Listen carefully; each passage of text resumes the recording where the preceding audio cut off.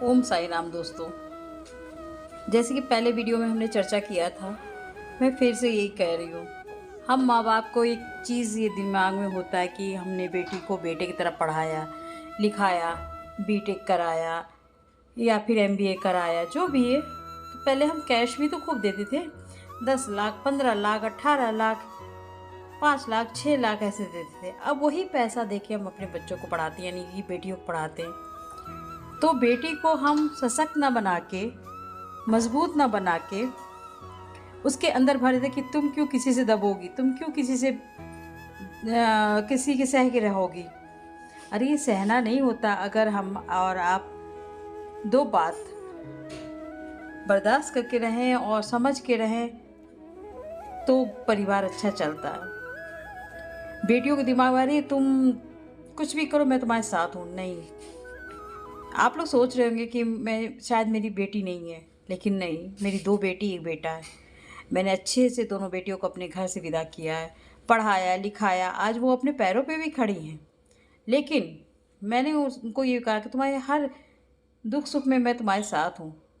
बाकायदा तुम्हारी शिकायत जायज़ होनी चाहिए, नाजायज़ में मैं तुम्हारे साथ नहीं हूँ। और मेरी बेटियों ने मेरा मान भी रखा, अभी तक सही से अपना घर परिवार संभाली हैं। तो मैं हर माँ से कहना चाहूँगी, हर बाप से कहना चाहूँगी, प्लीज़ अपनी बेटी और बेटा को एक तो संस्कार सिखाइए, पढ़ाइए लिखाइए, सही गलत का फ़र्क बताइए।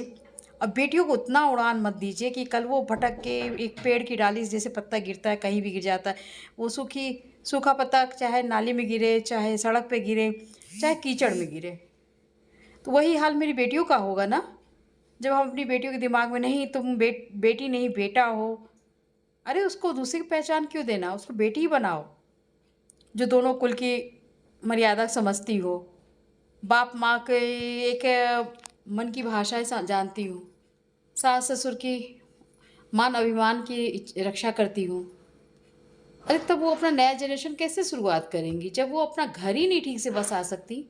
नया जनरेशन कैसे शुरुआत करेंगी। इसलिए आप लोगों से हाथ जोड़ के विनती है, प्लीज़ आप लोग अपने बच्चों को सही रास्ता दिखाएं, बेटा या बेटी दोनों को। ये नहीं कहूँगी कि बेटे को ही या बेटी को ही, नहीं, दोनों को, ताकि वो अच्छे जीवन साथी बन सके। मिलते हैं अगले पोस्ट में।